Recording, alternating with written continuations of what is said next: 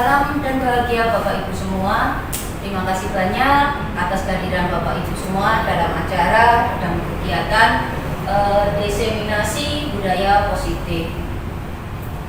Kegiatan kali ini merupakan salah satu cara kami untuk menularkan apa yang sudah kami dapatkan dalam program pendidikan guru penggerak. Jadi nanti apa yang akan saya sampaikan itu adalah persepsi saya, pemahaman saya tentang budaya positif. Jadi nanti apabila ada sedikit kekeliruan, yaitu semata-mata kesalahan adalah pada persepsi saya. Ke depan nanti kita santai saja ya Bapak Ibu guru semua, tidak perlu tegang, kita sifatnya hanya sharing. Harapan saya saat ini Bapak Ibu semua dalam kondisi sehat, tidak kurang suatu apapun.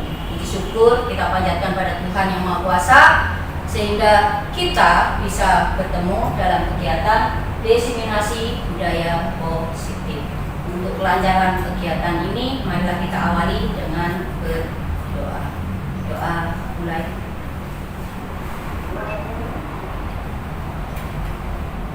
Doa selesai. Budaya positif itu apa? Budaya positif ini dikembangkan berdasarkan filosofi pemikiran dari Ki Hajar Dewantara, di mana pendidikan itu adalah berhamba pada anak. Ya, jadi kita sebagai pendidik itu diharapkan bisa menuntun anak sesuai dengan kodratnya. Kodrat apa? Kodrat keadaan. Di mana di sini ada kodrat alam dan juga kodrat zaman. Jadi kita sebagai pendidik harapannya bisa menuntun anak-anak kita menuju ke kodrat mereka. Nah, kemudian juga kita juga mengikuti filosofi dari pemikiran Ki Hajar Dewantara tentang sistem Among yang kita kenal dengan Ing Arso Suntulodo, Ing Mateo Mangkarso, Tukuri Handayani. Itu okay. Jadi kita ini berdasarkan dari filosofi pemikiran Ki Hajar Dewantara. Kita mulai dengan budaya positif. Sebelum masuk ke budaya positif, itu seperti apa? Ada sedikit pertanyaan pemantik. Saya minta pendapat dari penjenengan semua.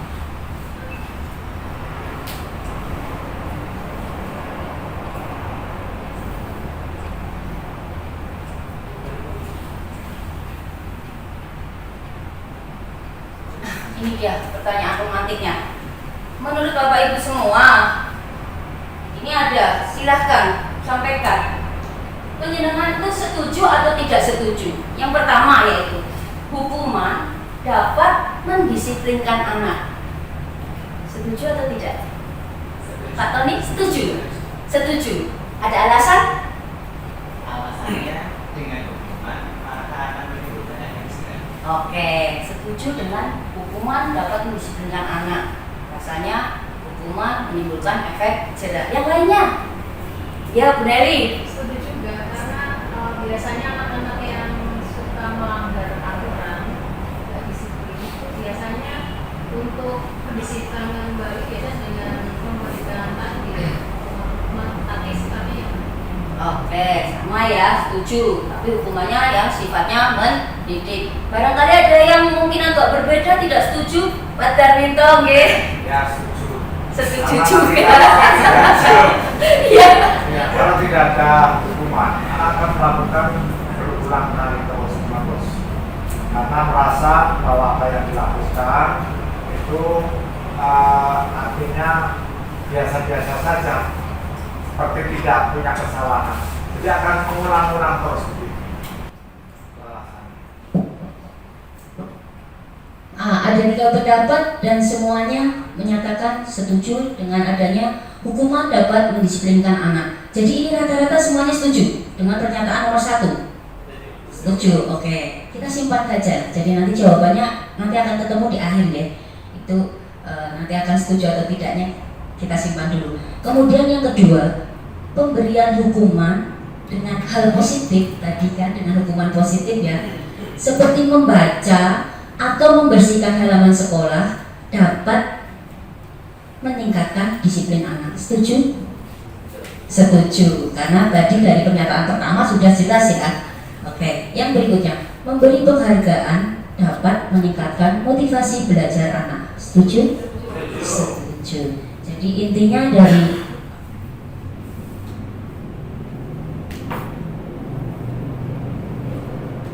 dari tiga pertanyaan ini, Bapak Ibu semua menyatakan setuju dengan adanya hukuman dapat mendisiplinkan anak, hukumannya bersifat positif, kemudian juga adanya penghargaan.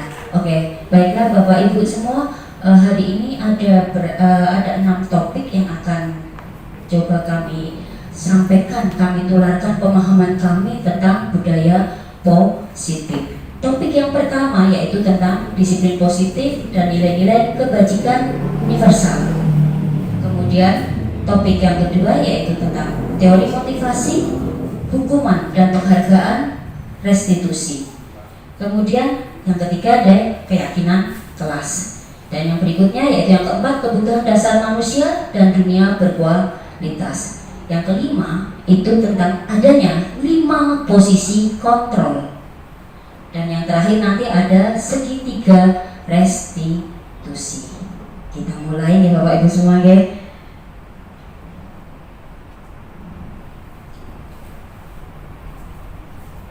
Yang pertama terlebih dahulu yaitu disiplin positif dan nilai-nilai kebajikan universal. Kita akan bermain sebentar. Saya akan membagikan selebar kertas kecil ke beberapa Bapak Ibu dan akan saya bagikan dengan nanti ini duduknya.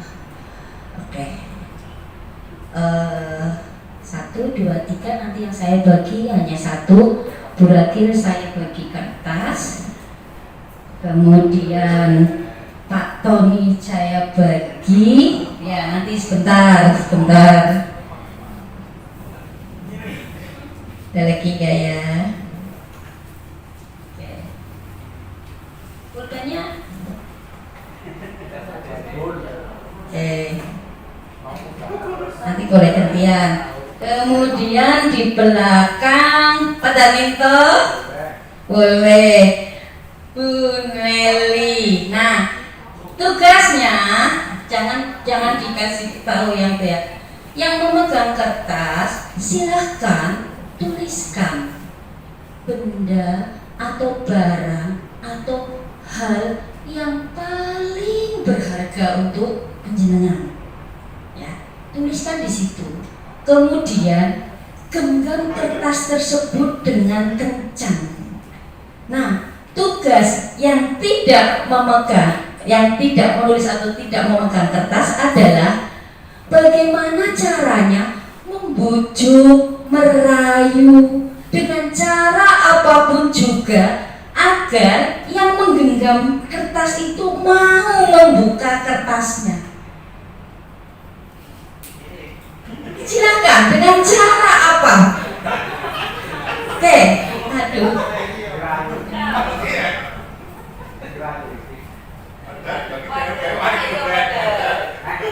Sepertinya saya nggak bisa pakai.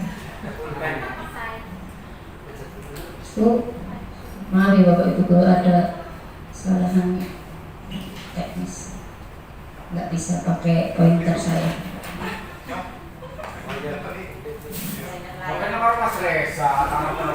Ya, boleh silakan ditulis ya. Sudah ditulis? Sudah ditulis? Oke, silakan genggam dengan kencang di tangan penyenengan. Nah, samping kanan kirinya yang tidak pegang kertas silakan dicoba. Bagaimana caranya biar pegang kertas itu membuka kertasnya? Ingat, di dalam situ genggaman penyenengan adalah benda yang paling berharga. Nilainya pokoknya tiada caranya itu. Boleh benda, boleh hal, boleh apa saja.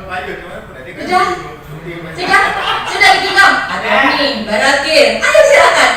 Bu Nelly, Pak Darminto, ada yang sudah berhasil. Ayo silakan dipujuk. Ayo dipujuk.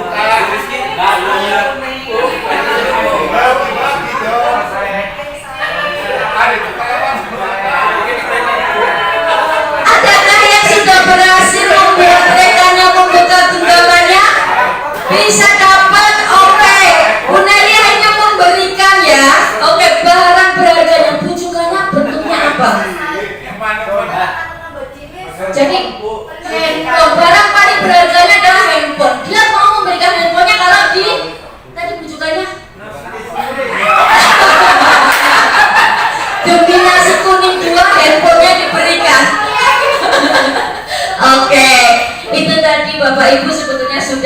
teori perubahan paradigma. Oke, maksudnya bagaimana? Kita lanjut.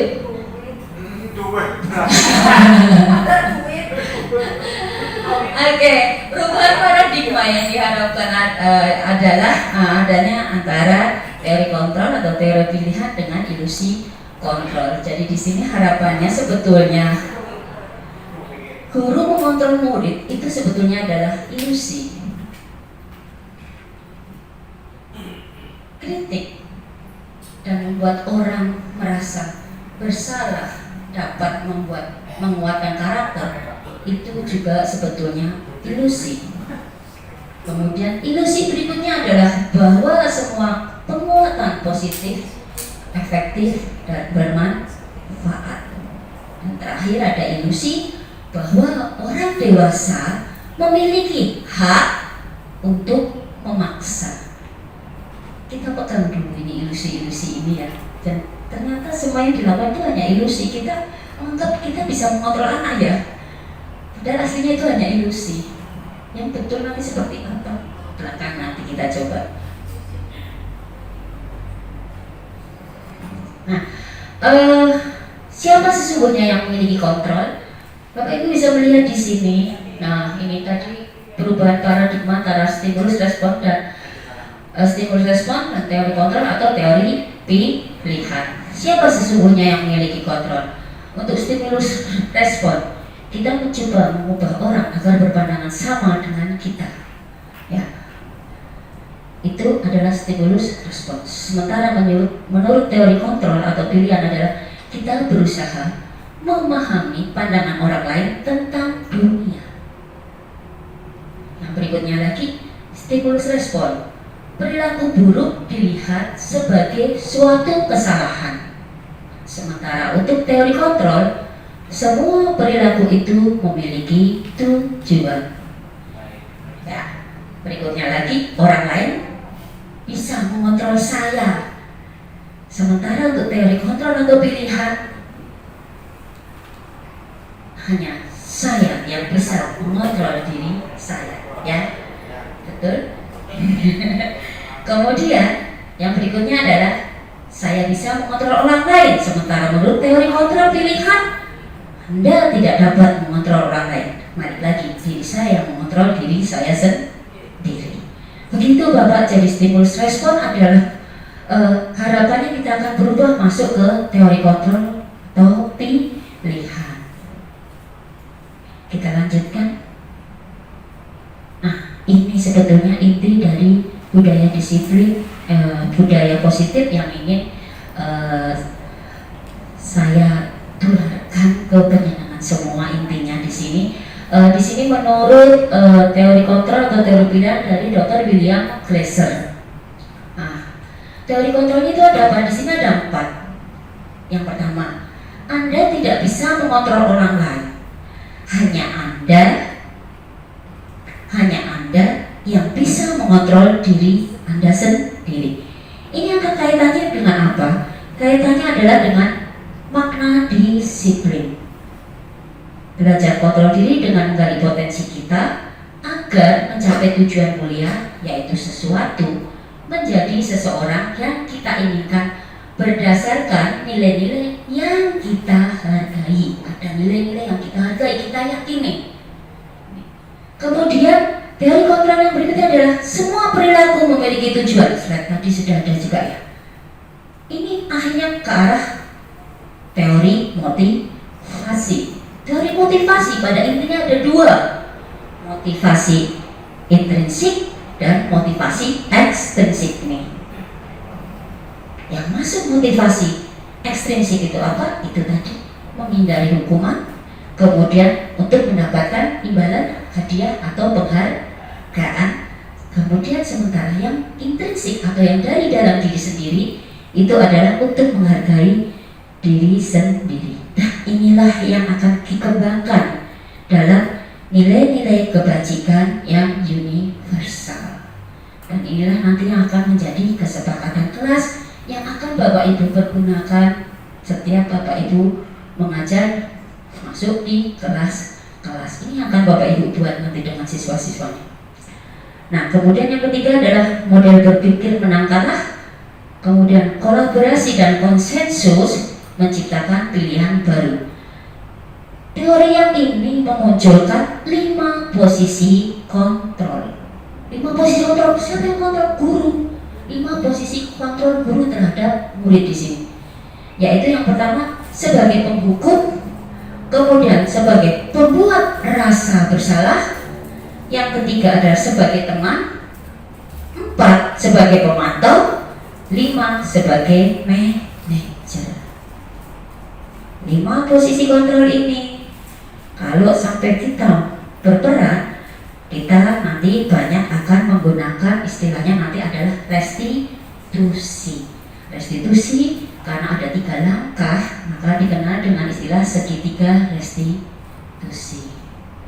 Naik kemudian ke teori kontrol. Teori kontrol yang berikutnya yaitu teori kontrol pilihan itu ya ini kebutuhan realitas itu, kebutuhan kita berbeda. Ya jelas ya, berbeda-beda ya. Kita berusaha memahami pandangan orang lain tentang dunia, bahwa setiap orang memiliki gambaran yang berbeda. Tiap orang punya visi yang berbeda tentang dunia dan kehidupannya. Nah, ini masuklah dia ke dalam 5 kebutuhan dasar manusia. Kebutuhan untuk bertahan hidup, kebutuhan untuk penghargaan, kebutuhan akan kasih sayang dan rasa diterima, kebutuhan akan kesenangan, dan kebutuhan akan kebebasan. Ini intinya semua. Kita pelan-pelan ya, tadi masih disiplin positif ini, kita masuk ke poin yang berikutnya. Nah, ini apa sih disiplin itu? Makna dari disiplin adalah artinya aslinya sebenarnya belajar ya. Jadi sebenarnya kita kan salah kaprah juga ya. Ternyata disiplin artinya belajar. Ya. Makna asal kata ini berkonotasi dengan disiplin dari murid-murid Socrates dan Plato. Disiplin membuat orang menggali potensi menuju sebuah tujuan apa yang dia hargai. Namun nih, dalam budaya kita, makna kata disiplin telah berubah menjadi sesuatu yang dilakukan seseorang pada orang lain untuk mendapatkan kepatuhan. Jadi sudah terjadi perjalanan dari makna yang ini. Kecenderungan umum adalah menghubungkan kata disiplin dengan ketidaknyamanan, bukan dengan apa yang kita hargai atau pencapaian suatu tujuan mulia. Ini konsep dari kata disiplin. Nah, tadi saya sebut tentang nilai-nilai kebajikan yang sifatnya universal. Universal itu berarti berlaku secara umum. Ia berlaku untuk sesemua tanpa memandang suku, bahasa, agama maupun latar belakang. Nilai-nilai kebajikan atau nilai-nilai kebaikan ini adalah nilai-nilai positif manusia, merupakan tujuan yang ingin dicapai setiap individu. Setiap perilaku atau perbuatan memiliki tujuan. Dengan mengaitkan nilai-nilai kebajikan yang diyakini seseorang, maka motivasi intrinsiknya akan terbangun, sehingga menggerakkan motivasi dari dalam untuk dapat mencapai tujuan mulia yang diinginkan. Sementara kalau dikaitkan dengan sekarang kurikulum merdeka, nilai-nilai kebajikan yang ada adalah yang dikenal dengan, kita kenal dengan profil pelajar Pancasila. Penjenengan semua sudah tahu ini tentang beriman, takwa ini, mandiri, bernarsistis, berkebinekaan global, bergotong royong, dan kreatif. Lanjut ya Bapak Ibu ya. Nah ini kita masuk nomor 2, teori motivasi, hukuman, dan penghargaan restitusi.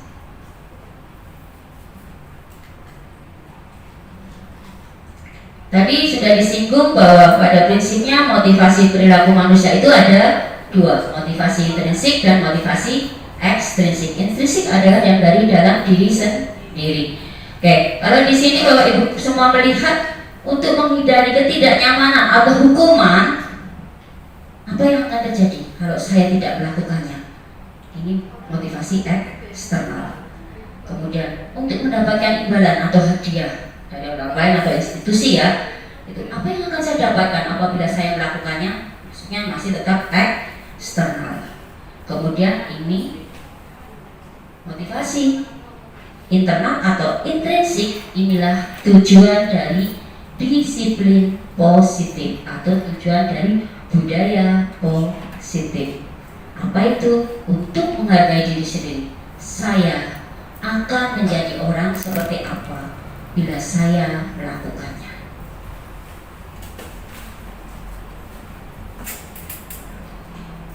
Kembali lagi tentang Ki Hajar Dewantoro, ini Bapak memang panutan kita, tentang merdeka menurut Ki Hajar Dewantoro.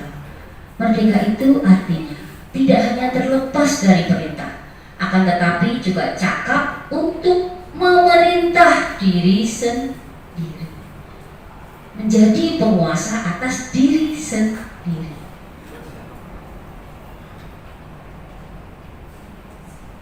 Bapak Ibu, nah ini dia tadi hukuman dan penghargaan. Bapak Ibu semuanya setuju ya. Kita lihat di sini. Sepertinya kita itu mendapat penghargaan, padahal aslinya kita itu dihukum oleh penghargaan.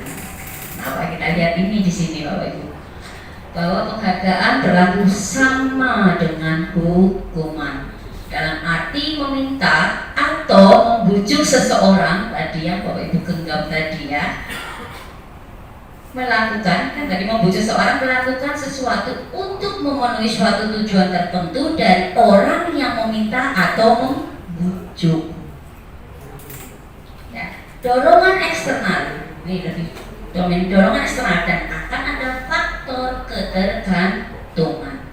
Efeknya apa? Nah ini ada pengaruh jangka panjang dan jangka pendek.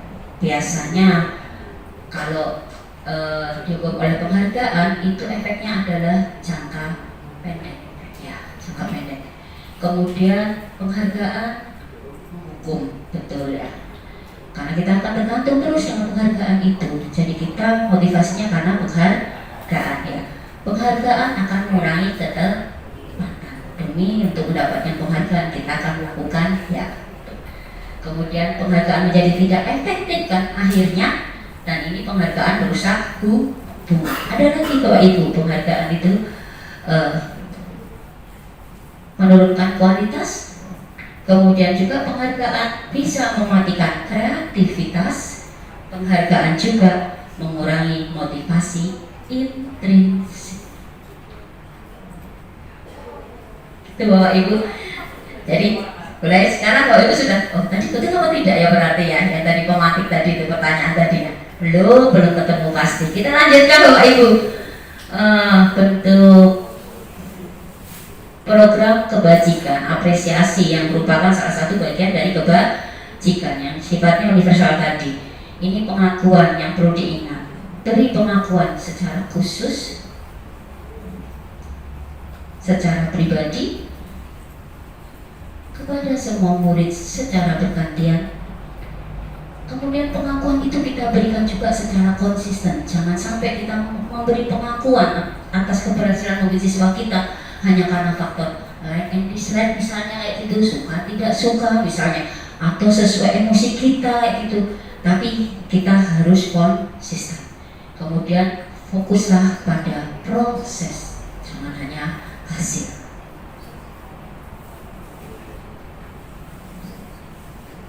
Nah, ini contoh pengakuan atau apresiasi kebajikan.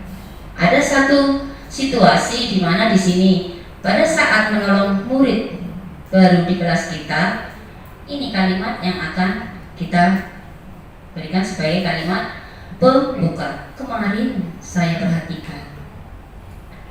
Nilai kebajikannya apa dari kalimat ini? Nilai kebajikannya adalah rasa empati yang sangat besar. Jadi di sini intinya kita menggali semua hal yang positif. Kemudian ada suatu situasi pada saat kamu membantu teman-temanmu di tugas kelompok. Penghargaan apa yang kita ini? Saya menghargai. Nilainya apa dari kebajikan? Kepedulian. Demikian juga ini kita mengucapkan terima kasih untuk bla bla bla bla karena ada suatu kejadian di mana mungkin siswa memungut kertas yang berserakan di lantai. Nilai kebajikannya adalah rasa tanggung jawab. Oke, Bapak Ibu semua kita lihat yang ini. Nah, ini saya minta pendapat sekarang. Menurut Bapak Ibu, menurut Bapak Ibu, ini ada suatu kejadian ya, di mana siswa diminta untuk mencatat 100 kali di dalam buku kalimat. Saya tidak akan terlambat lagi karena terlambat sekolah ya, ini karena terlambat sekolah. Siswa karena terlambat sekolah diminta mencatat 100 kali. Saya tidak akan terlambat lagi. Menurut Bapak Ibu, ini hukuman atau konsekuensi? Konsekuensi kata Bapak Biji. Ada yang lainnya? Hukuman. Yang lain hukuman. Lebih banyak yang hukuman ya. Hukuman. Oke, kita pegang dulu hukuman ya yang ini ya. Kemudian lari mengelilingi lapangan basket 2 kali karena terlambat hadir di sekolah. Konsekuensi atau hukuman? Hukuman? Oke, hukuman. Kemudian murid diminta untuk push up 15 kali karena tidak menggunakan masker ke sekolah. Pak Widi konsekuensi, Pak Tony hukuman, ada lagi? Hukuman Pak Darmito, ada lagi? Hukuman. Oke, lanjut. Memperhatikan kertas tugas teman yang telah dicoret-coret. Konsekuensi atau hukuman? Konsekuensi. Ada hukuman? Oke. Kemudian membersihkan tumpahan air di meja tulis karena tersenggol pada saat belajar. Konsekuensi. Murid disuruh untuk mengenakan sepatu seharian di sekolah. Disuruh untuk mengenakan sepatu seharian di sekolah karena tidak ini maksudnya murid disuruh untuk tidak menggunakan sepatu seharian di sekolah karena tidak mengenakan sepatu hitam. Jadi sepatu disuruh dilepas. Konsekuensi. Hukuman? Konsekuensi? Kita cek dulu. Terakhir, lari mengelilingi lapangan basket 2 kali karena terlambat 10 menit untuk pelajaran PJOK. Konsekuensi? Hukuman? Pak guru PJOK bilangnya hukuman dong. Sesuai pelajaran. Kita lihat ya Bapak Ibu ya, kita lihat.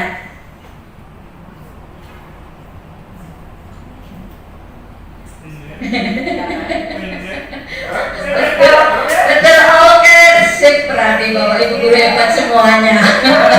Berarti budaya positif sudah ada di SMA Negeri 3 Slawi ya. Kita lanjutkan ya Bapak Ibu ya. Nah, inilah perbedaan antara hukuman dan konsekuensi. Perbedaannya adalah kalau di hukuman itu sesuatu yang menyakitkan harus terjadi. Jadi pasti terjadi sesuatu yang menyakitkan. Sementara kalau konsekuensi sesuatu memang harus terjadi. Ini hukuman membuat anak sakit baik fisik maupun psikis ya, maupun hati untuk jangka waktu yang lama sakit hati akhirnya atau sakit fisik yang memang ya. Sementara untuk konsekuensi anak akan menghargai disiplin. Nah, ini hukuman sifatnya paksaan, sementara konsekuensi itu adalah stimulus tanggapan. Nah, ini di hukuman itu mendorong anak untuk menyakiti diri sendiri, sementara di konsekuensi mendorong anak agar mudah menyesuaikan diri. Ini di hukuman konsep diri yang buruk, ini konsep diri yang baik. Anak belajar untuk menyembunyikan kesalahan di hukuman, tetapi di konsekuensi anak belajar untuk mematuhi peraturan.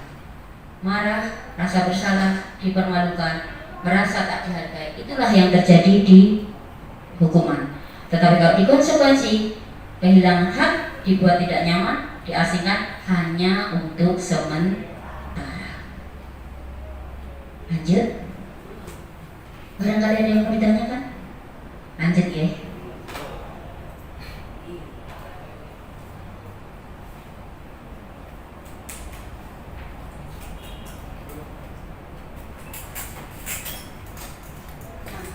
Ini apa sih restitusi? Tadi udah ada restitusi. Ya. Inilah restitusi. Restitusi adalah proses menciptakan kondisi bagi murid untuk memperbaiki kesalahan mereka sehingga mereka bisa kembali pada kelompok mereka dengan karakter yang lebih kuat. Restitusi ini juga merupakan proses kolaboratif yang mengajarkan murid untuk mencari solusi untuk masalah mereka. Dan restitusi ini membantu murid untuk berpikir tentang orang seperti apa yang mereka ingin menjadi. Mereka ingin menjadi orang seperti apa? Tujuan mulia mereka, kembalikan lagi ke tujuan mulia mereka, nilai-nilai kebajikan yang mereka percaya, dan bagaimana mereka harus memperlakukan orang lain. Ini restitusi menurut Gosen.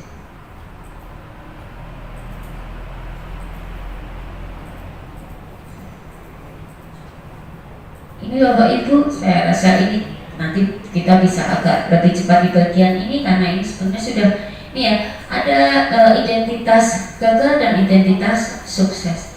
Identitas gagal itu kalau kita menerapkan dengan menggunakan hukuman. Sementara kalau kita menggunakan disiplin dengan menggunakan konsekuensi dan restitusi, identitasnya adalah identitas untuk sukses. Dimana kalau di sini dilihat di tabel ini Bapak Ibu ini tadi sudah sempat disinggung ya, kalau hukuman itu sesuatu yang menyakitkan harus terjadi, kalau di konsekuensi sesuatu harus terjadi. Di restitusi merupakan pilihan. Pilihan untuk apa? Nanti ada. Jadi kalau hukuman lebih cenderung ke arah yang negatif nanti efeknya, sementara konsekuensi lebih netral, dan yang positif adalah kita menggunakan restitusi. Nah, ini ciri-ciri restitusi.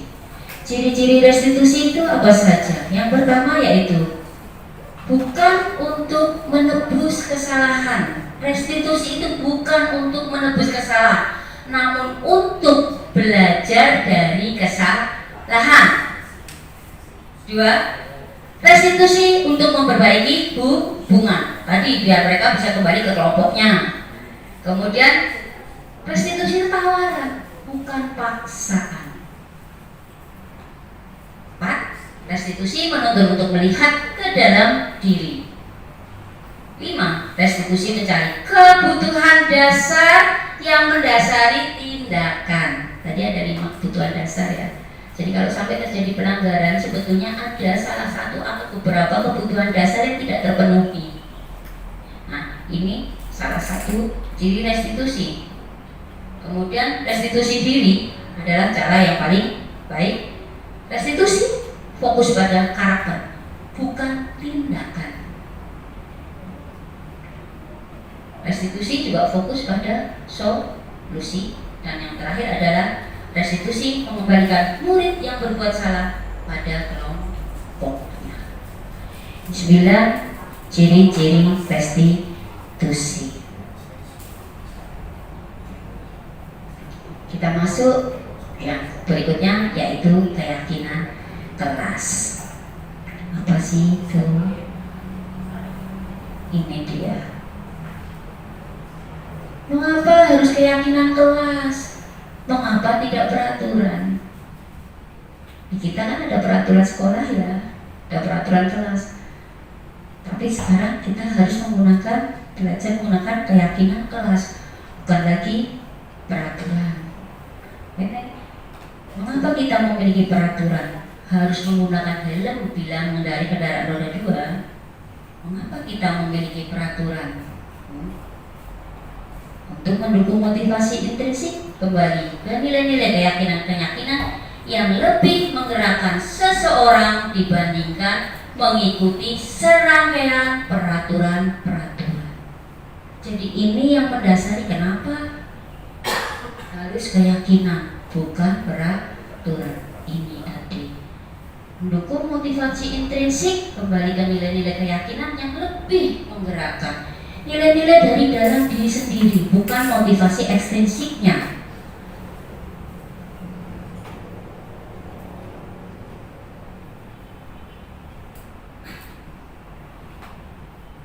Nah, ini lagi Pak Tony langsung dekat. Selalu kembalikan buku ke tempatnya. Peraturan ya, keyakinan kelasnya. Kalau kita mau bikin keyakinan kelas, kira-kira apa menurut Bapak Ibu? Kalau kita selalu mengembalikan buku ke tempatnya, ya kalimat keyakinannya tadi bisa kedisiplinan, menghargai, empati. Tadi kan sudah di depan. Jadi kalau ini keyakinan kelas apa? Kalau ada satu peraturan, kembalikan buku di tempatnya. Menjaga kerapian kelas. Keyakinan kelasnya di sini kata Pak Widi, menjaga kerapian kelas. Dengan adanya peraturan, selalu kembalikan buku ke tempatnya. Ada pendapat lain?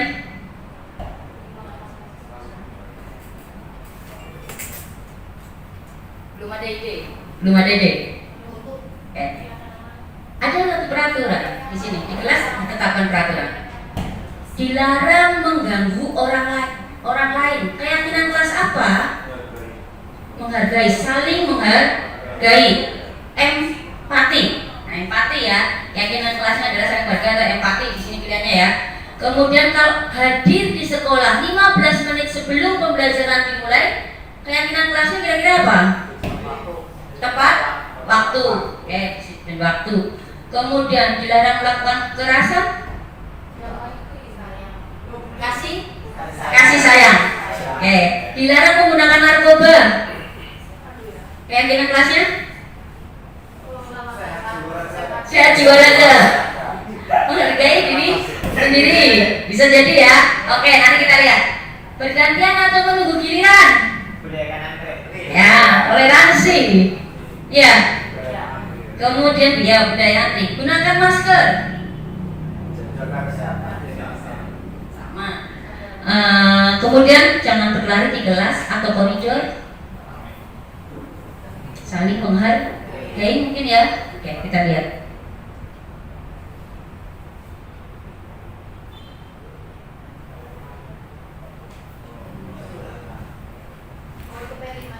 Iya, ini jadi dari peraturan-peraturan. Sebetulnya kita akan menggunakan peraturan ini, tapi anak diarahkan untuk ke keyakinan kelas terlebih dahulu. Ya, jadi biar anak mentaati peraturan ini, kita keyakinan kelasnya adalah ke arah tanggung jawab.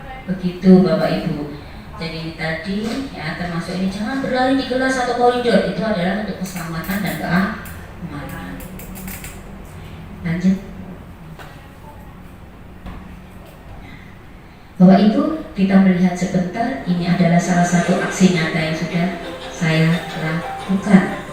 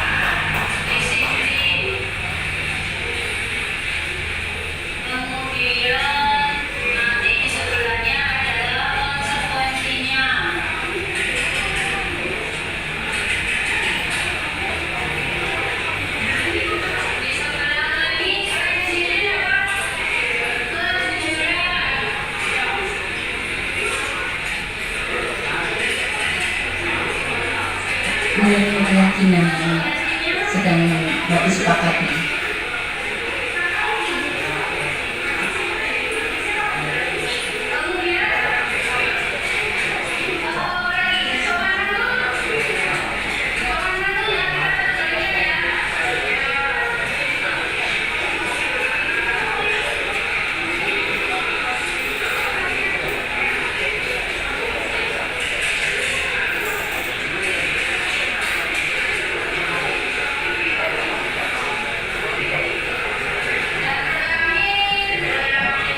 Jadi ini bagaimana cara dengan saya membuat kesepakatan dengan kelas 10-4. Ini baru keyakinan kelas nanti yang akan disepakati bersama.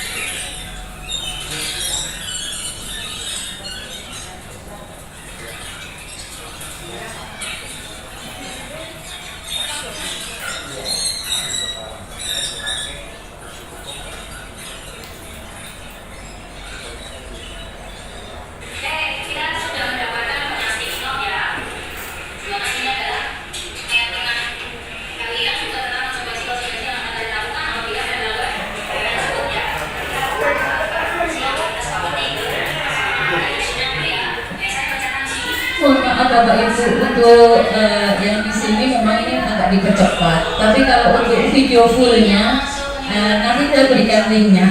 Ada video fullnya.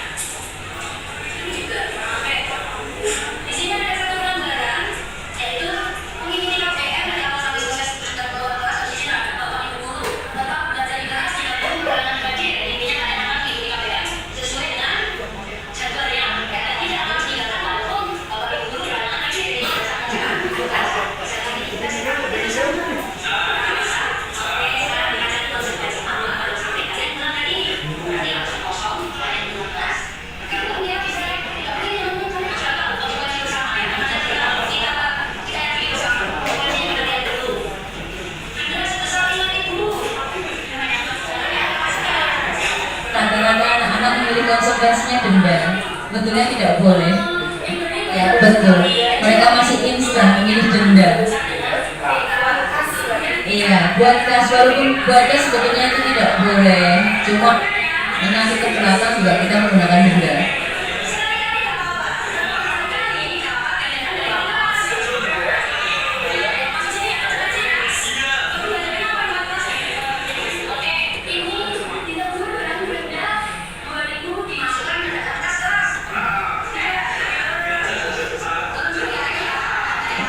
Turunkan kalau ini enggak denda.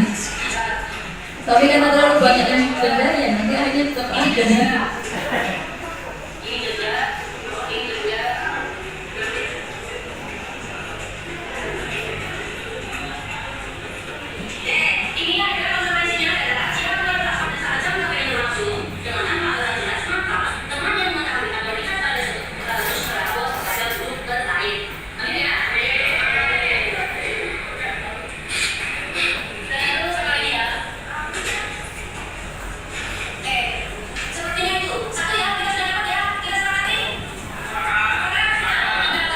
Mendapatkan suatu kesepakatan.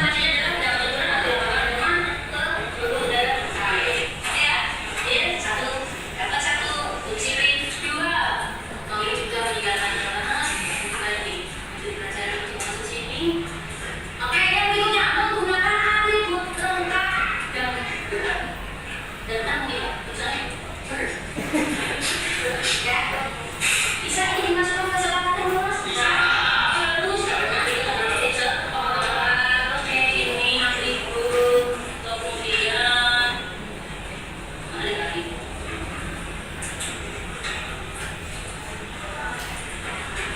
Ini juga atribut ini.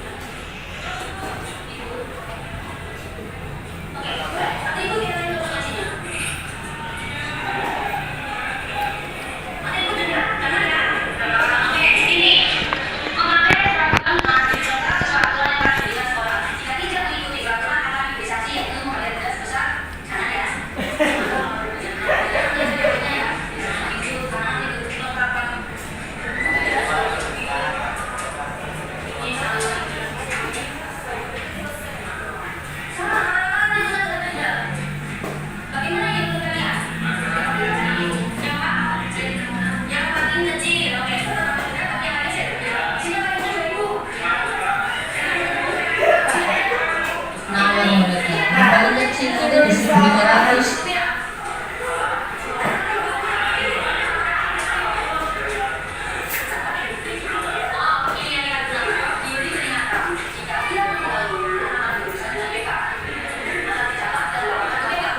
Berurusan dengan BK. Semuanya jawab tidak. Anak-anak tidak mau berurusan dengan BK. Dengarkan mereka. Coba dengarkan mereka nanti pilihannya.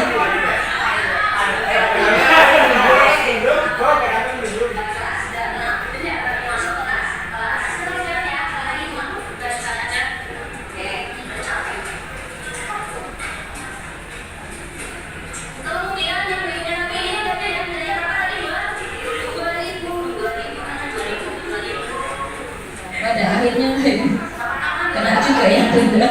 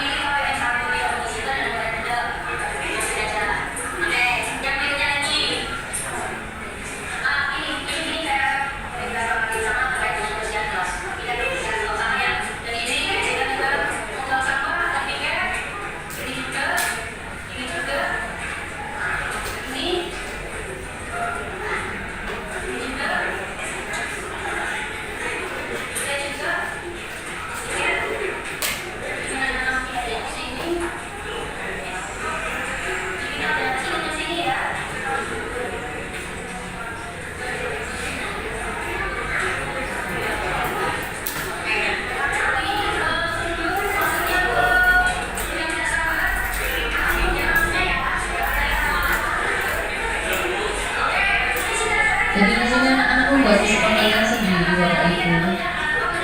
Mereka sendiri juga yang menentukan konsekuensi apa nanti yang akan mereka ambil kalau mereka melakukan pelanggaran dari kesepakatan yang sudah dibikin.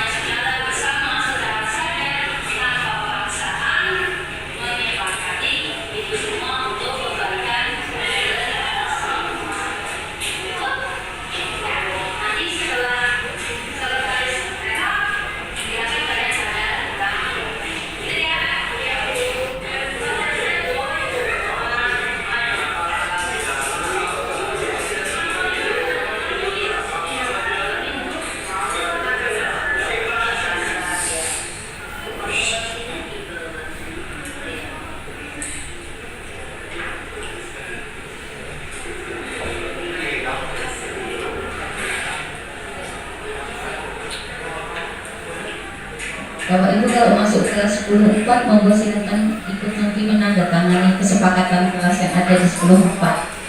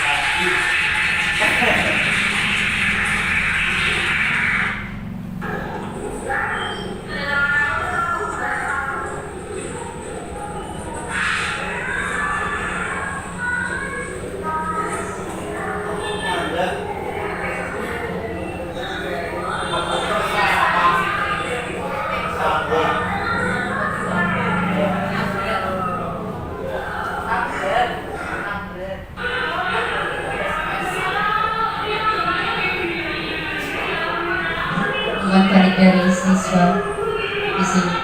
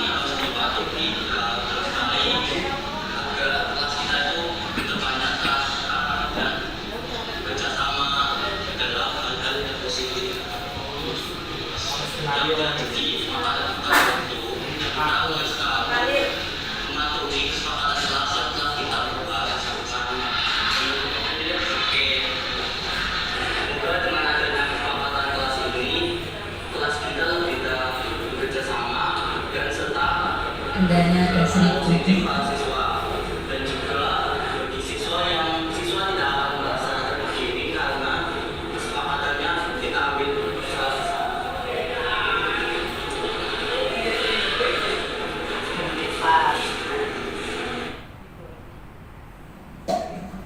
Rencana perbaikan dan pengembangan, tentu saja kesepakatan kelas yang sudah dibikin ini harus selalu kita kaji lagi, kita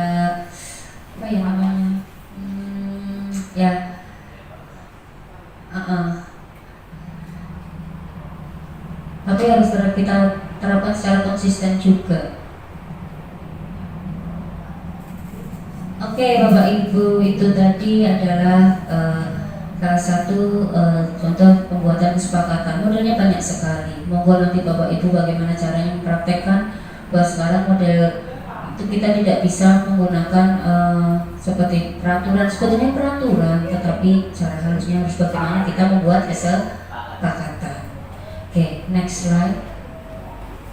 Nah, ini adalah kebutuhan dasar dari manusia dan dunia berkualitas. Ada 5 kebutuhan dasar Bapak Ibu, yaitu adalah yang pertama itu adalah kebutuhan untuk bertahan hidup atau survival. Kemudian kebutuhan akan kasih sayang dan rasa diterima atau love and belonging. Kemudian adalah penguasaan atau power. Yang berikutnya adalah akan kebebasan atau freedom, dan yang terakhir adalah akan kesenangan atau fun. Inilah 5 kebutuhan dasar manusia. Terjadinya pelanggaran itu adalah biasanya terjadinya satu atau beberapa dari kebutuhan dasar yang tidak terpenuhi, ya. Nah, ini masuk 5 posisi kontrol. Kalau sampai terjadi pelanggaran terhadap itu, nah, kita sebagai pendidik, sebagai guru harus bagaimana? Ada 5 posisi kontrol di sini. Oke, Bapak Ibu, posisi kontrol yang pertama adalah sebagai penghukum, tadi di depan sudah ada, ya. Kemudian pembuat rasa bersalah, sebagai teman, sebagai temanto, dan sebagai manajer. Bapak Ibu bisa lihat di sini. Kalau sebagai penghukum, nah, sudah melihat ya mana yang sebetulnya ada di antara 5 ini yang tidak bisa kita gunakan ke anak-anak kita kalau mengikuti budaya positif. Nanti Bapak Ibu boleh merefleksi diri selama ini Bapak Ibu berada menempatkan diri di posisi kontrol yang mana. 5-5-nya 3. Nah, boleh Bapak Ibu juga. Kalau di sini dari sebagai penghukum itu gurunya itu akan berbuat ini menghardik, menunjuk-nunjuk, menyakiti, menyindir. Itu kalau sebagai penghukum. Kalau sebagai pembuat rasa bersalah, gurunya akan berceramah dan mengatakan seharusnya ibu kecewa.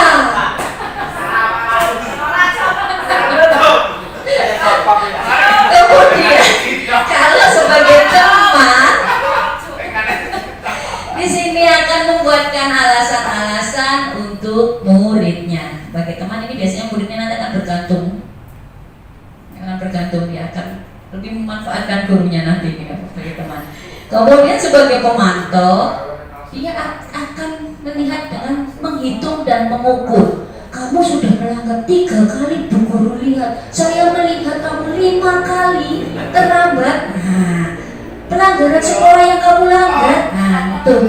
Ini adalah sebagai pemantau. Sementara sebagai manajer di sini mengajukan pertanyaan. Ini Bapak Ibu. Nah, ini adalah guru berkatanya. Ya, kalau sebagai penghukum, kalau kamu tidak melakukannya, awas ya, rasakan. Itu penghukum. Kemudian pembuat rasa bersalah, kamu seharusnya sudah tahu. Ibu lelah sekali mengatakannya. Ibu stres.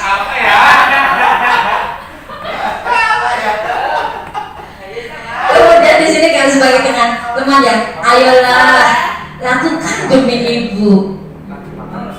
Masa kamu tidak mau? Ingat tidak? Ibu pernah bantu. Kemudian kalau sebagai pemantau, apa peraturannya? Sebagai manajer, apa yang kita yakini? Apa yang bisa kau kerjakan untuk memperbaiki masalah ini? Kita ingat ini ada 5, yaitu penghukum, pembuat rasa bersalah, teman, pemantau, manajer. Selama ini Bapak Ibu ada di mana? Cung, yang sebagai pemantau ada nggak di sini? Tidak ada. Pemantau, pembuat rasa bersalah ada. Jadi selama ini berada di pembuat rasa bersalah. Tidak apa-apa Bapak Ibu, karena memang kita kan belum mengenal, berteman lah kita dengan budaya positif yang sekarang memang sedang dikencarkan dengan kurikulum merdeka. Jadi 11-12 kan belum merdeka Pak. Iya ya. Jadi baiklah, kita pelan-pelan menerapkan budaya positif. Jadi ini ada pembuat rasa bersalah, kemudian teman ada yang sebagai teman. Biasanya guru olahraga rata-rata sebagai teman biasanya. Kemudian di sini ada sebagai pemantau dan sebagai manajer. Kira-kira di antara 5 ini menurut Bapak Ibu yang paling tepat kita praktekkan adalah manajer. Nah, tapi kita lihat nanti, mungkin sekarang Bapak Ibu masih ragu. Kita lihat slide berikutnya.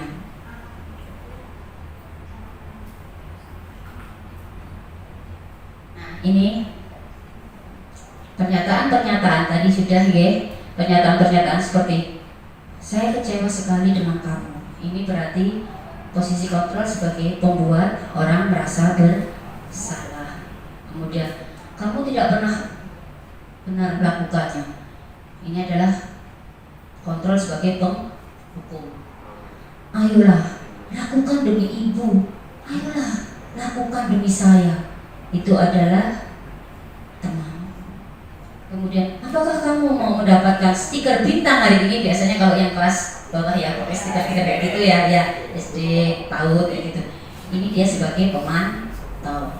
Kemudian kalau ini yang mengatakan adalah manajer, dia akan berkata, bagaimana kamu bisa menyelesaikan masalah ini?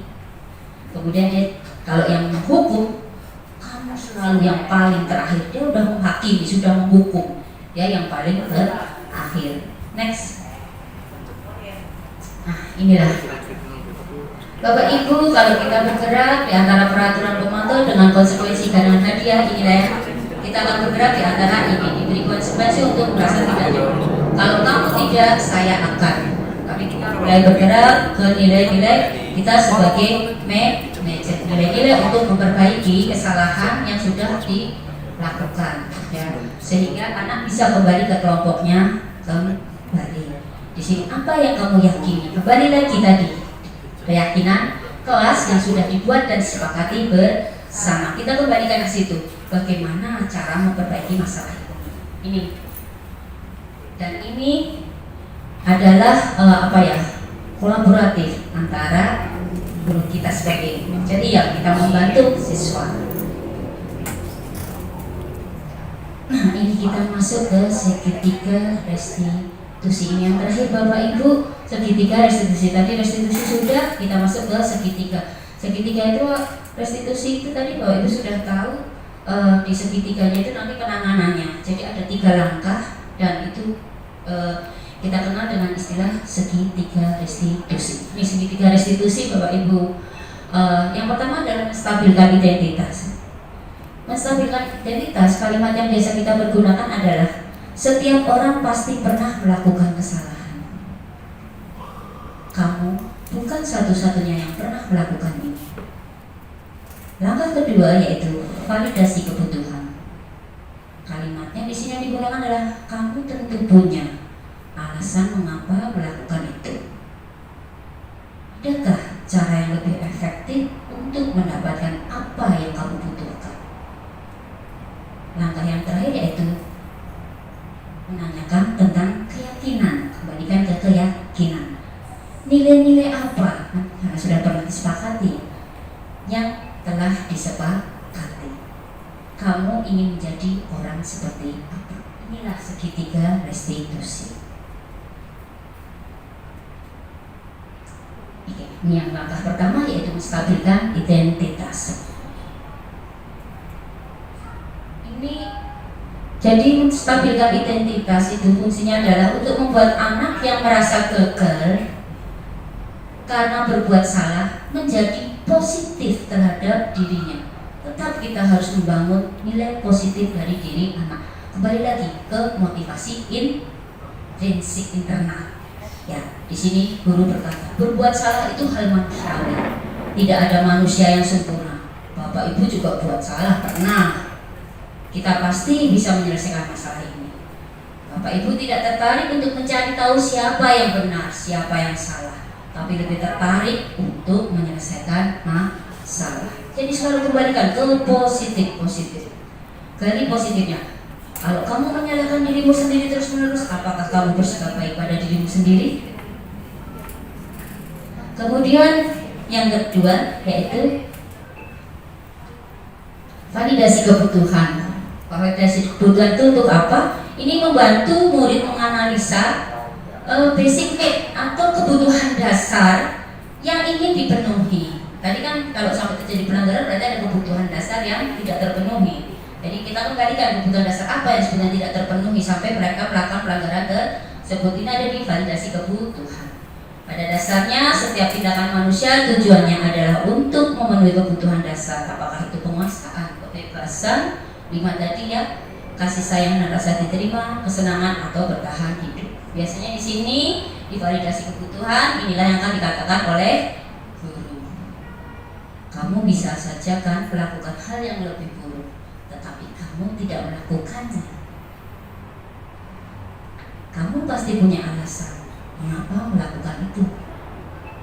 Apa yang terpenting untuk kamu? Kamu boleh tetap berusaha menjaga sikap itu, tapi tampilkan sikap yang lain yang baru. Demikian ini validasi kebutuhan. Apakah kamu bisa melakukannya dengan lebih baik besok lagi? Yang terakhir yaitu sini yang terakhir yaitu menanyakan tentang keyakinan. Fungsinya anak melihat kesalahannya dihubungkan dengan norma sosial dan nilai-nilai tadi, nilai kebajikan ya, yang mendasari manusia berinteraksi dengan orang lain. Kembalikan ke keyakinan, nilai-nilai yang diyakini. Guru berkata, apa nilai yang kita percaya di kelas atau sekolah kita? Nilai universal apa yang telah kita sepakati? Kelas yang ideal itu seperti apa? Kamu ingin jadi anak seperti apa? Apakah yang kamu rasakan ketika melakukan hal tersebut? Demikian Bapak Ibu, itulah segitiga restitusi. Bapak Ibu, saya ingin minta pendapat Bapak Ibu. Kita sudah mendekati akhir dari diseminasi tentang budaya positif. Ini ada gambar yang ingin saya sajikan ke Bapak Ibu. Kalau Bapak Ibu melihat hal seperti ini, apa yang akan Bapak Ibu lakukan? Tindakan apa yang akan Bapak Ibu lakukan untuk menangani kejadian seperti ini? Ada? Atau next slide ya. Ini biasa kita lihat dalam keseharian kita ya. Apa yang akan Bapak Ibu lakukan? Ambil air wudhu, kemudian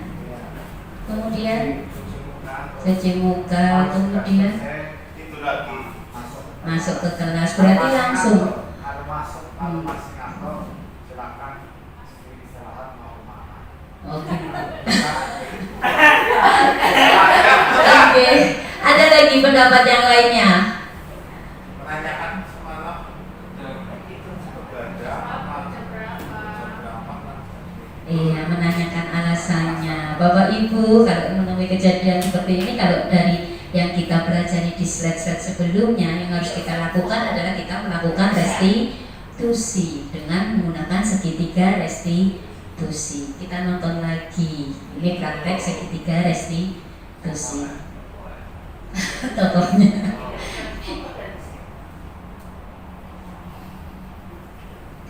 Oke, play.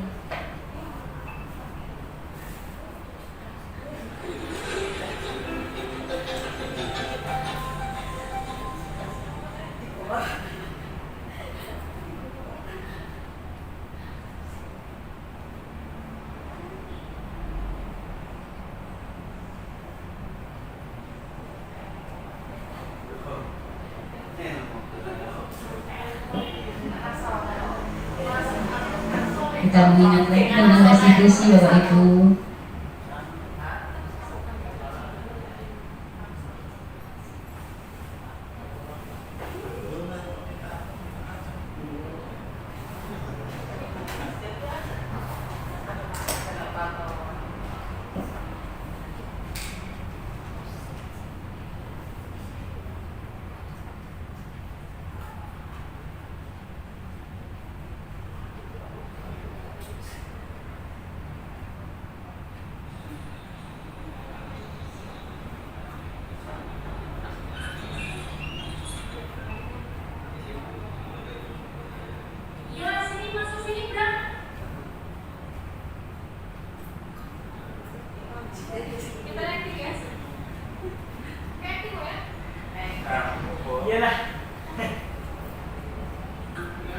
True story itu.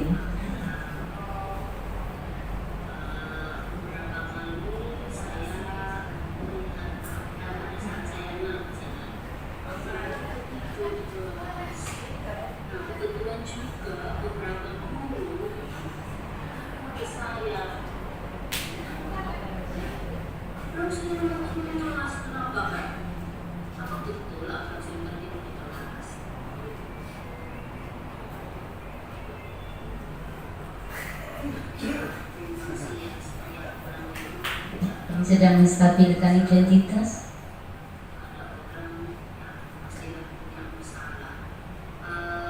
Di sini mungkin Abram mau bercerita ke saya, kenapa Abram sampai berpikir mabar? Dah, anak zaman sekarang senangnya mabar. Jadi kamu itu karena mabar tau, makanya kamu sampai tertidur di jam pelajaran di kelas. Sampai pagi, kamu nggak ingat kalau itu kamu masih masuk sekolah paginya?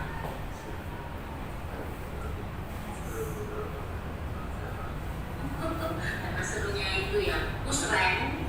Oke, jadi kalau menurut Abram itu sering mabar sama teman-teman sampai di akhirnya di sekolah di kelas Abram tertidur. Itu menurut Abram dan seperti itu tidak menurut Abram tidak. Jadi kita pernah bikin kesepakatan kelas. Sudah mulai menanyakan tentang keyakinan. Menurut Abram ada tidak kesepakatan kelas yang dilanggar oleh Abram atau keyakinan kelas yang dilanggar oleh Abram dengan Abram seperti itu juga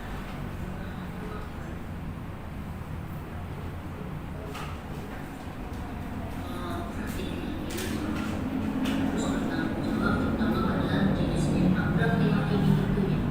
Abram yakin bahwa Abram harus bertanggung jawab terutama terhadap diri sendiri. Syukur bertanggung jawab untuk semua ya, sama-sama semuanya ya. Baik, kalau Abram meyakini keyakinan kelas tersebut yang sudah disepakati, apakah Abram bersedia untuk memperbaiki, tapi dalam artian berusaha sampai itu jelas. Nah, kalau kamu sudah meyakini kesepakatan kelas yang sudah kita sepakati bersama, bagaimana apa rencana kamu agar tidak terulang lagi? Jadi kalau tidak terulang kejadian yang sama, kamu tidak akan mengulang lagi atau mintalah Abram siap, kalau tidak tertidur. Apa rencana kamu untuk memperbaiki?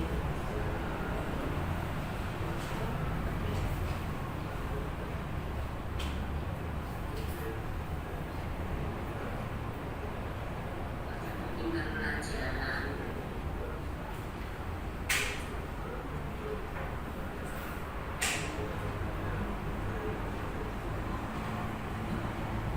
Tapi rencana Abram ke depan untuk memperbaiki itu adalah Abram mengerti berusaha untuk mengerti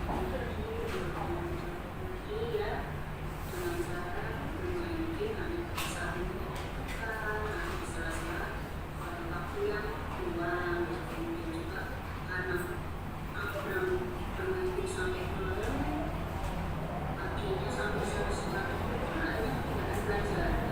Nah, Abram akhirnya akan tolong sama guru untuk minta pengalihan untuk mencatat artinya. Baiklah, kalau Abram sudah punya rencana untuk memperbaiki apa yang Abram lakukan, itu tidak sesuai dengan keyakinan kelas yang sudah disepakati bersama. Kalau begitu, Abram silahkan pastikan rencana Abram itu ya, lebih bertanggung jawab lagi dan temui guru mapel untuk mengejar ketinggalan pelajaran karena Abram itu di kelas. Berikan rasa cukup ya, Abram punya panggil karena ada sebelum. Dan sekarang istilah kayaknya sudah kurang 10 menit. Abram pulang ke kelas. Nanti setelah itu silakan Abram melakukan tentang rencana yang sudah tadi Abram sampaikan ke guru. Ya.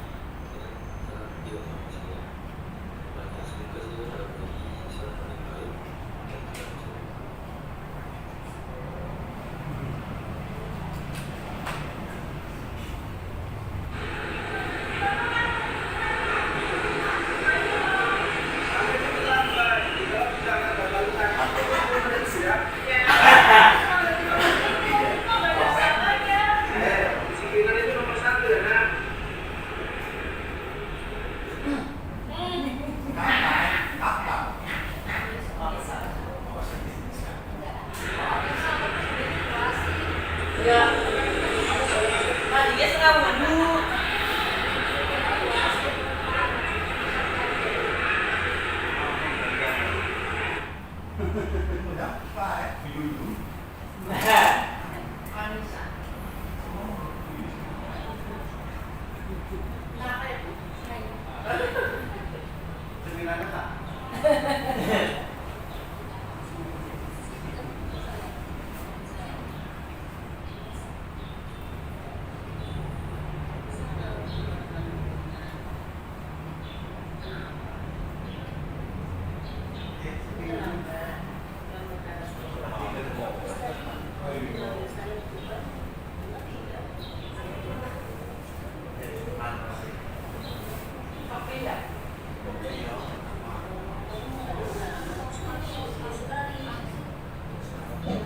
Saat yang tepat untuk menangani siswa jadinya besoknya. Stabilkan identitas lagi.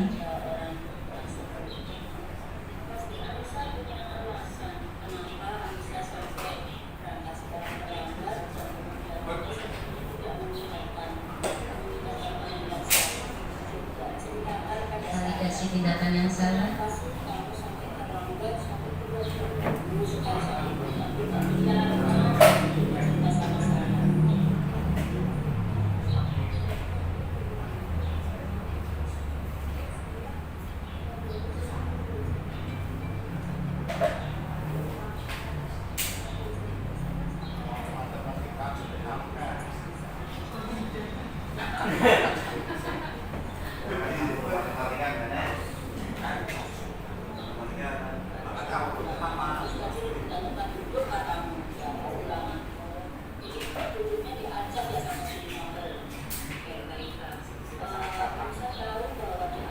Yang terakhir, menanyakan keyakinan.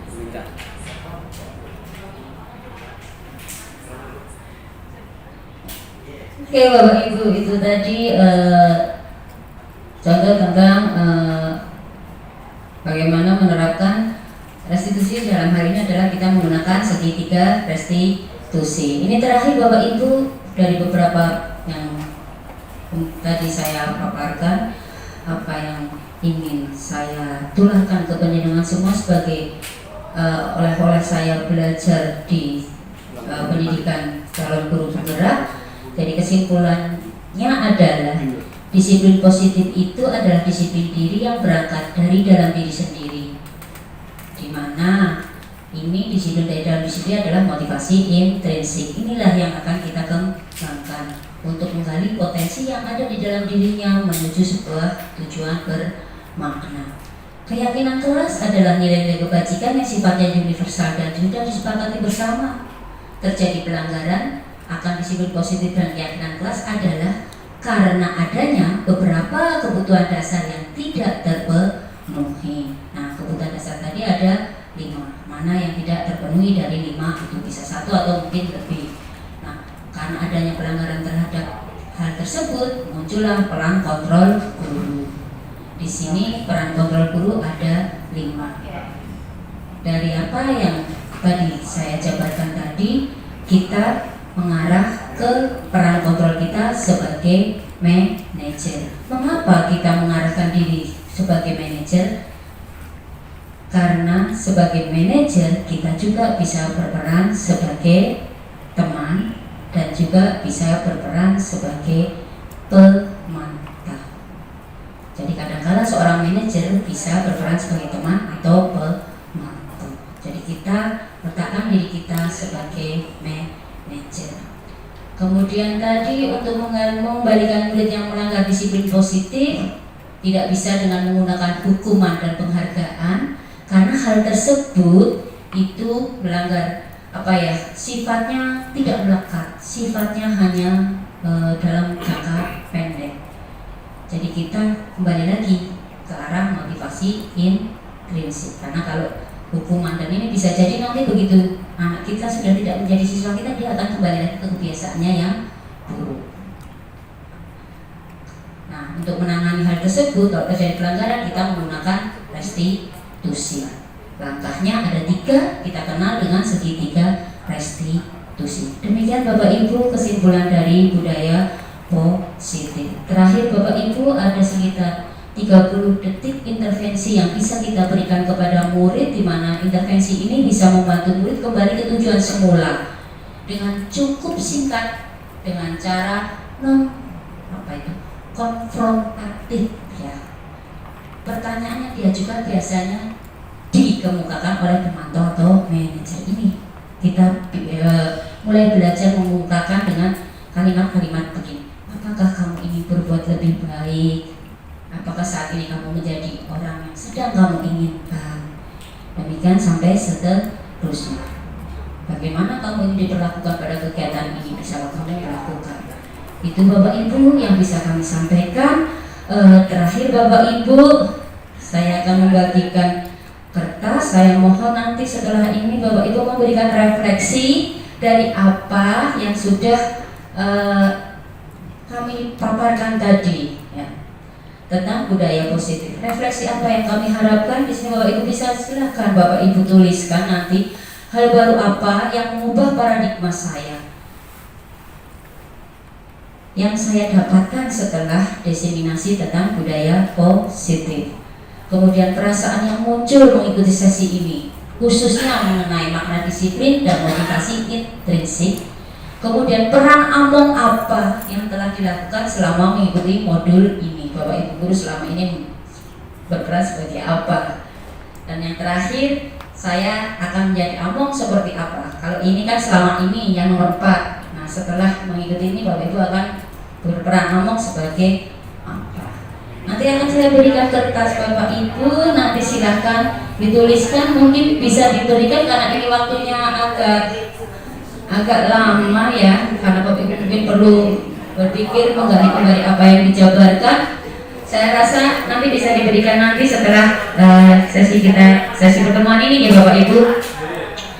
Demikian Bapak Ibu diseminasi budaya positif yang bisa saya sampaikan sebagai salah satu bentuk pengibasan saya, hasil saya yang saya dapatkan dari Pendidikan Program Guru Penggerak.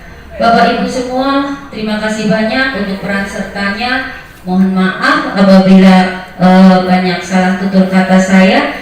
Mudah-mudahan apa yang saya sampaikan banyak bermanfaat dan itu bisa kita jadikan tambahan bekal kita untuk kita lebih menuntut anak-anak kita sesuai dengan kodratnya. Salam bahagia untuk Bapak Ibu guru semua. Sekian dan terima kasih.